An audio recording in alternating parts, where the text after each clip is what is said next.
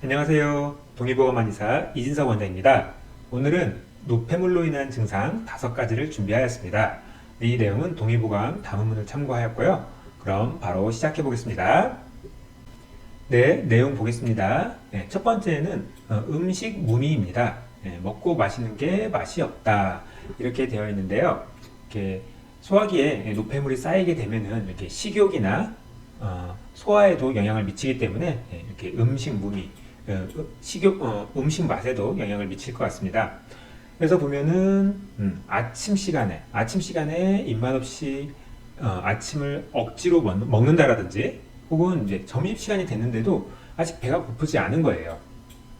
소화기에 노폐물이 쌓여 있게 되면은 이와 같은 경우가 생길 수 있고, 그래서 제1의 원칙을 배고플 때 밥을 먹는다. 그걸 원칙으로 하셔야 됩니다. 그래서 아침 같은 경우에도 이렇게 만약에 입맛이 없다, 배가 고프지 않다, 밥맛이 없다 하면은 과감하게 아침을 안 먹을 수도 있는 거예요.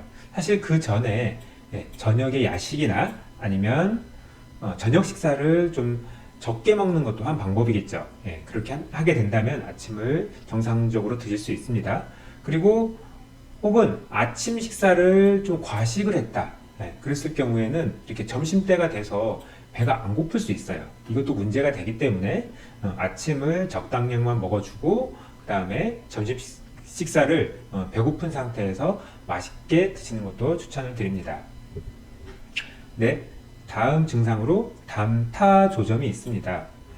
그래서 가래나 침이 이렇게 좀 걸쭉하게 농도가 좀 있는 그러한 가래나 침이 뱉어지게 된다, 이런 표현인데요. 그래서 우리 몸에는 뭐 타액도 있고 뭐 혈액도 있고 체액도 있고 뭐 소변으로 배출되는 것도 있고 이렇게 액체 상태의 여러 가지 물질들이 있는데요. 이렇게 노폐물 상태가 된다면 그 농도나 색깔이 많이 짙어지고 뭐 냄새가 날 수도 있고 그렇게 됩니다. 저는 이제 한의원에 있기 때문에 이제 환자분들 부항요법, 사열요법을 통해서 그 환자분들의 혈액 생태를 매일 많이 보게 되는데요. 확실히 그런 피 상태가 상당히 농도가 있게 됨을 많이 볼 수 있고, 또 본인 스스로도 이런 타액 같은 경우도 많이 이렇게 묽은 타액이 아니라 그 짙어진 타액을 체험하실 수도 있습니다. 네, 그리고 다음 증상을 보겠습니다. 네, 다음으로는 야간 후중 예거성이라고 문구가 나옵니다. 이거는 밤에 목구멍에서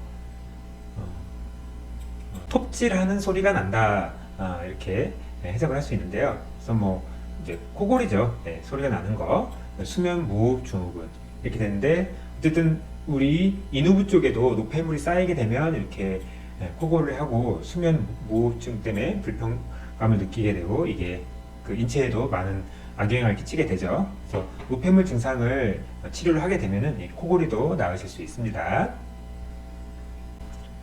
네, 다음 증상은 다류수연입니다. 뭐 잠을 자고 있을 때 입가에 침을 흘리게 된다, 이런 표현이고요. 이제 수면 중에 침 흘리는 증상을 표현을 했습니다. 그래서 이렇게 침 흘리는 증상 같은 경우에는 이제 소화기의 노폐물로 많이 보고 있거든요. 그렇기 때문에 그 부분을 좀 허약증으로 봐야 될지 노폐물증으로 봐야 될지 해서 그런 부분이 있는데, 이렇게 노폐물증으로도 이렇게 침 흘리는 증상이 있다라는 거 부분을 말씀을 드리고요. 다음에 마지막 증상으로 수각냉비라고 해서 팔이나 다리 쪽이 시리고 저리다, 이렇게 표현이 되는데요. 이거는 체질 불문이에요. 또 환자분들이 아무리 열체질이라고 하더라도 노폐물에 의해서 팔다리, 말초 부위가 막혀버리기 때문에, 그래서 그 때문에 이렇게 시리고 찰 수도 있고 저릴 수도 있는 거죠. 그렇기 때문에 이런 증상들도 노폐물 치료로 호전되실 수 있다, 완치되실 수 있다는 것을 말씀을 드립니다.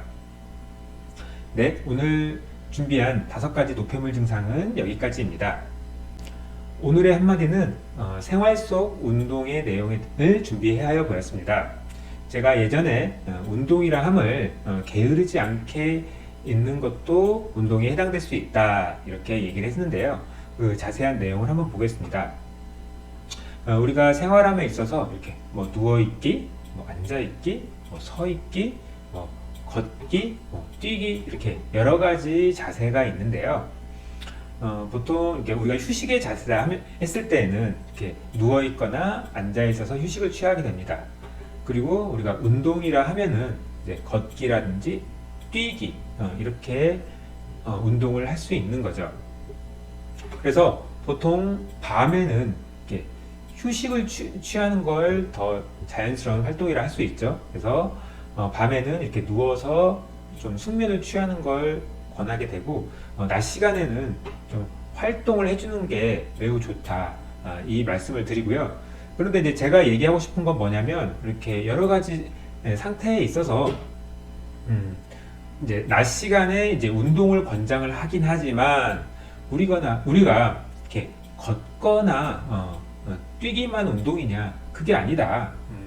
이렇게 낮 시간에 이제 누워서 게으르게 있는 거 그것만 아니어도 얼마나 좋지 않냐. 그래서 꼿꼿하게 앉아 있기, 서서만 있어도 그래도 기혈 순환이 어느 정도 되지요. 그렇기 때문에 상대적인 거예요. 예. 뛰면야 더 좋죠. 예. 걸어서도 상당히 좋고요.